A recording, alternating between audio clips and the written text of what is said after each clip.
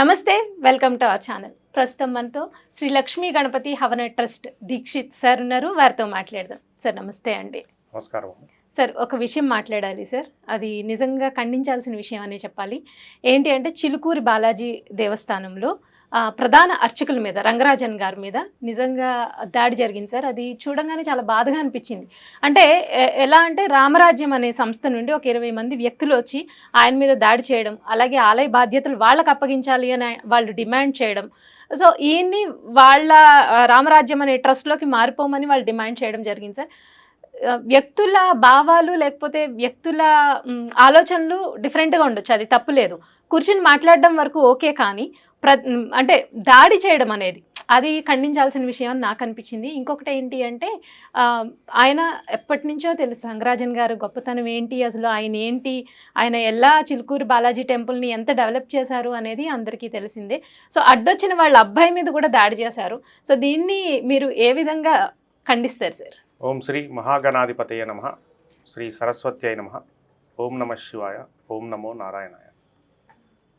మీరు చెప్పినటువంటి ఇన్సిడెంట్ చూశానండి నేను కూడా. నిన్న నైట్ నుంచే టీవీ మీడియాలో వస్తుంది. అవును సార్, నిన్న నైట్ నుంచి నేను కూడా చూశాను. చాలా బాధాకరమైన విషయం అండి. ఖచ్చితంగా సార్. ఎందుకంటే అక్కడ జరిగినది ఆయన రంగరాజన్ గారు మనందరికీ తెలిసిన వ్యక్తి. అందులో మనం చిలుకూరు వెళ్ళినప్పుడు ఆయన గోవిందనామాలు చెప్తూ ఉంటారు, మనందరితో అనిస్తూ ఉంటారు. సో చాలా మంచి వ్యక్తి అని మనకు తెలుసు. సరే, వ్యక్తి ఎవరైనా కానివ్వండి, అవతలి వాళ్ళని హరాస్ చేయడం అనేది 100% ఖండించదగిన విషయం. సో ఇప్పుడు ఇంకొకటి, మీరు రామరాజ్యం వాళ్ళెవరు అది అని చెప్పారు. అసలు రాముడు అనేటువంటి ఆయన ఒక గొప్ప క్షత్రియ ధర్మాన్ని పాటించినటువంటి మహానుభావుడు. మనమందరం ఇప్పుడు దేవుడు అని పూజిస్తున్నాం. సాక్షాత్తు విష్ణు స్వరూపుడు ఆయన.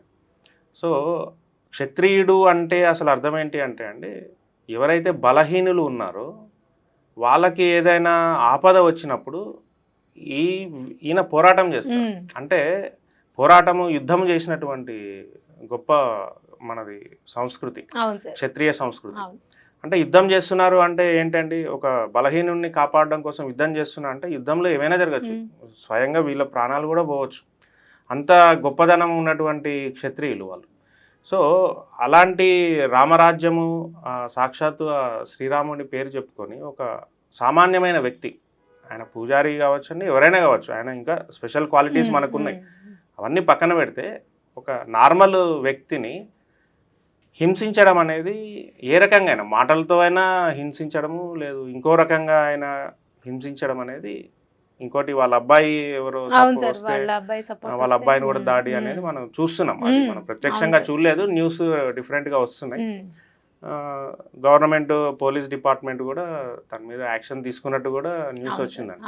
కాబట్టి ఎవరైనా సరే వాళ్ళ వ్యూస్ మనం తీసుకెళ్ళాలి సమాజంలో కన్నప్పుడు డిఫరెంట్ ఉన్నాయి. ఇలా మీ మీడియా ఉంది, మీ దగ్గరికి వచ్చి ఇంటర్వ్యూ ఇవ్వచ్చు, లేదు వాళ్ళే న్యూస్ ఒక యూట్యూబ్ ఛానల్లో చెప్పచ్చు, మీటింగ్లు కండక్ట్ చేయొచ్చు. వాళ్ళ వ్యూ ఏంటి, ఇప్పుడు రామరాజ్యం అన్నప్పుడు రాముడి క్వాలిటీస్తో నువ్వేం చేస్తావో చెప్పాలి, కానీ రాముడికి అగెనెస్ట్ ఉన్న క్వాలిటీస్ తోటి ఒక అంటే ఒక బలహీనమైన వ్యక్తిని, అంటే బలహీనం ఇన్ ద సెన్స్ ఎందుకంటే 20 మంది వీళ్ళు వచ్చారు, ఆయన ఒక్కడే ఉన్నారు కదా, వెళ్ళి భయపెట్టడం కూడా రాంగే.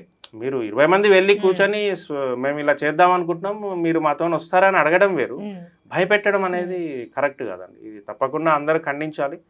కాబట్టి మనకంటూ మన దేశంలో ఒక ధర్మం ఉంది, పర్టికులర్ లాస్ ఉన్నాయి, వాటిని ఎవరు డివియేట్ చేయకూడదు. ఎవరు డివియేట్ చేసినా దాని తగ్గ ఫలితం అనేది ఉంటుంది. కాబట్టి ఇది మనందరం కూడా మూకుమ్మడిగా ఖండించాలి. ఆల్రెడీ ఖండిస్తున్నారు, ఇప్పుడు రంగరాజన్ గారికి సపోర్ట్గా చాలా మంది వస్తున్నారు. కాబట్టి ఇది తప్పకుండా ఖండించాల్సిన విషయం అండి. మీ ఛానల్ ద్వారా కూడా మీరు చక్కగా ఖండిస్తున్నారు.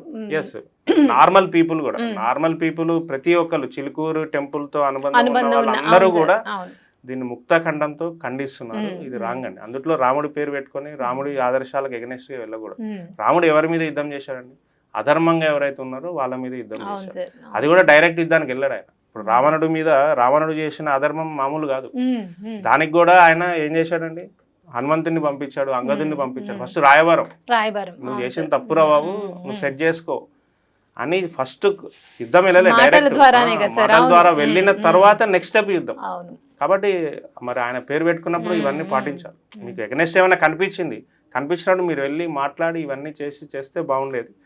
ఏదైనా అందరం కూడా చిలుకూరు బాలాజీ స్వామితో అనుబంధం ఉన్న ప్రతి ఒక్కళ్ళం దీన్ని 100% ఖండించాల్సిందే. ఇందులో ఎలాంటి సందేహం అసలు లేనే లేదు. అయితే ఆల్రెడీ దురదృష్టం ఏంటంటే సార్, ఆల్రెడీ మన మీద అన్యమతస్థుల దాడి ఈ మధ్య చాలా ఎక్కువ పెరిగింది. హిందువుల మీద అన్యమతస్థుల దాడి కానీ, అంటే మాట్లాడడం మన టెంపుల్స్ గురించి, లేదు మొన్న ఎక్కడో విన్నాము ఒక గుడిలో పూజారి ప్రసాదం పెట్టడంలో పొరపాటున వాళ్ళ అంటే క్రిస్టియానిటీకి చెందిన అబ్బాయికి ప్రసాదం పెట్టారని ఆయన మీద దాడి చేశారు.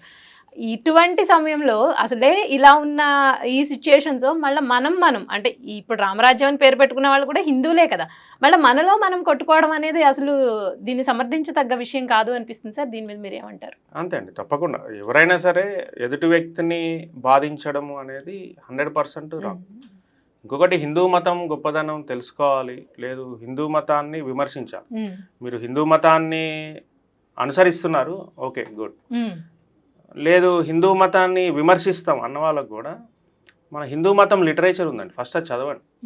హిందూ మతం లిటరేచర్ ఏంది అంటే 4 వేదాలు ఉన్నాయి. యజుర్వేదము, ఋగ్వేదము, అథర్వ, సామవేదం. ఈ 4 వేదాలు కాకుండా మనకి అష్టాదశ పురాణాలు ఉన్నాయి. ఇవి కాకుండా ఇతిహాసాలు ఉన్నాయి, రామాయణము, భారతం, భగవద్గీత. ఇవన్నీ చదవండి. చదివి అందులో ఏం చెప్తున్నారు మీరు అర్థం చేసుకోండి. అర్థం చేసుకున్న తర్వాత హిందూ మతాన్ని విమర్శించండి. అంతే కదా. ఇప్పుడు మీరు హిందూ మతం గొప్పది ఆచరిస్తున్నారు, వాళ్ళు కూడా తెలుసుకోవాలి. తెలుసుకుంటే ఇంకా ఆనందం వస్తుంది. మనం ఎందుకు హిందూ మతాన్ని పాటిస్తున్నాం అంటే ఒక బ్రహ్మాండమైనటువంటి నాలెడ్జి ఇచ్చేటువంటి మతం అండి మనది.